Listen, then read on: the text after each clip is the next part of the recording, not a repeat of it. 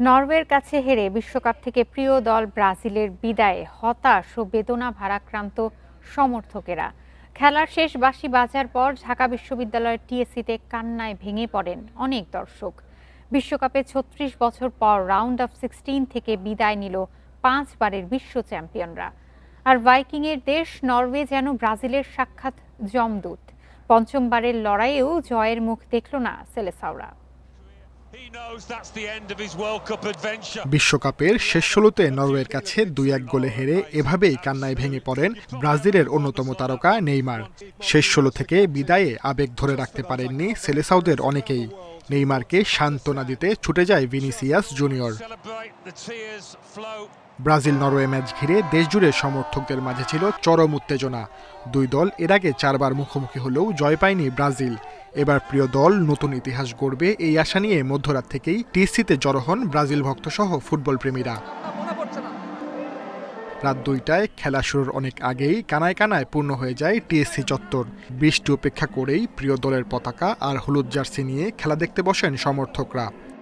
এত বৃষ্টি পড়ছে, এত মানুষ, বৈরী ওয়েদার, স্টিল দেখেন আমরা ফ্যানরা কিন্তু বাসায় আটকে নেই। অবশ্যই জিতবে ব্রাজিল, এটা ফুল বিশ্বাস আছে আমাদের। আমরা খেলা দেখতে আসছি, খেলা উপভোগ করব। নেইমার আজকে ইনশাআল্লাহ মাঠে নামবে, এমনকি তার গোলও হবে। আমাদের জুনিয়র নেইমার জুনিয়র যদি অসুস্থ না থাকতো তাহলে আমরা আরো কনফিডেন্ট পাইতাম। খেলা শুরুতেই নরওয়ের গোল অফসাইডে বাতিল হলে স্বস্তি ফেরে ব্রাজিল সমর্থকদের। কিন্তু বেশিরভাগ সময় বল নরওয়ের কাছে থাকায় মানসিক চাপে ছিলেন ভক্তরা। ব্রাজিল প্রতিবার আক্রমণে গেলে উচ্ছ্বাসিত হন ব্রাজিল সমর্থকরা। তবে দ্বিতীয়ার্ধে হল্যান্ডের গোলে নরওয়ে এগিয়ে গেলে থেমে যায় দর্শকদের কোলাহল। আর নরওয়ের দ্বিতীয় গোল হওয়ার পর আশাভঙ্গের বেদনায় কান্নায় ভেঙে পড়েন অনেকেই। শেষ মুহূর্তে পেনাল্টি থেকে নেইমারের গোলে কোনো সান্ত্বনা পাননি তারা। তারা যেভাবে খেলছে তারা তো বলের পজিশনই পায় নাই, বরং 20% বলের পজিশন তারা ছিল, কিন্তু তারাও চেষ্টা করছে। এই কষ্ট তো আসলে ভাষায় প্রকাশ করার মতো না। দিন শেষে যত যাই হোক না কেন, প্রিয় দল যখন বিদায় নেয় অবশ্যই সেটা কষ্টের মুহূর্ত। আসলে ভাই এখানে আর কিছু বলার নাই, নো কমেন্টস হিয়ার।